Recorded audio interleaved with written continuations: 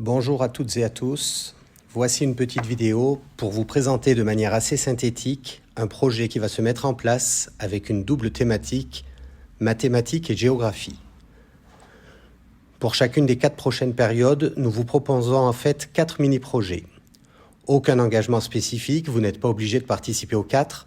Juste pour les élèves, il est préférable lorsque vous en lancez un avec votre classe de le mener jusqu'au bout sur la période.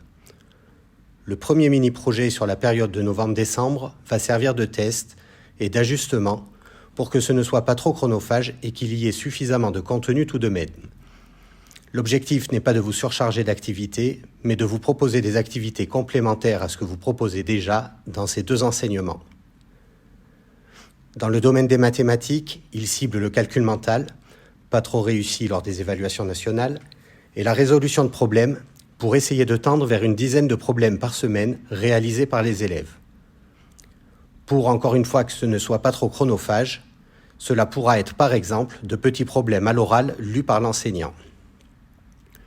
Chaque semaine, les nombres trouvés lors de ces calculs ou de ces problèmes permettront de déterminer les coordonnées GPS du lieu ou de la ville qui sera présenté la semaine suivante.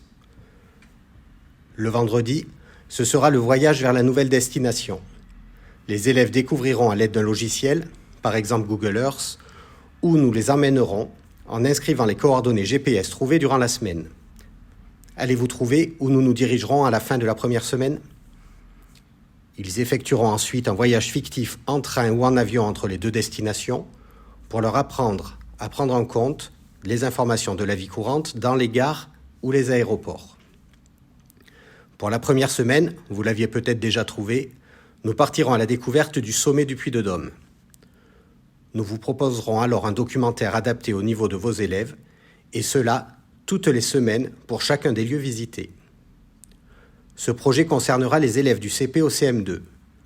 Pour le CP, les nombres concernés vous sembleront peut-être trop grands pour cette période, mais en adéquation avec les nouveaux programmes qui demandent de travailler les nombres jusqu'à 59, au plus tard lors de la 2e période.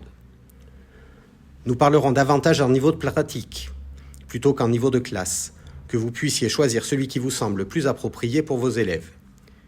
Il y aura 4 niveaux de pratique pour le calcul mental et 3 niveaux de pratique pour les problèmes. Pour cette période de novembre-décembre, nous découvrirons différents lieux en France métropolitaine. Vos retours permettront de réajuster le projet pour les périodes suivantes, afin de se déplacer ensuite en Europe et dans le monde. Il y aura même la possibilité de découvrir de manière facultative certaines villes comme Barcelone, Londres ou Prague avec leur marathon qui aura lieu la semaine où nous découvrirons la ville.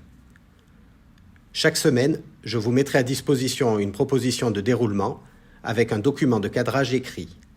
Les idées que vous aurez en plus seront les bienvenues pour enrichir ce projet. N'hésitez pas à vous lancer, à me faire des retours pour que cela colle le plus possible à vos attentes et je reste à votre disposition si vous souhaitez des renseignements plus précis sur ce projet.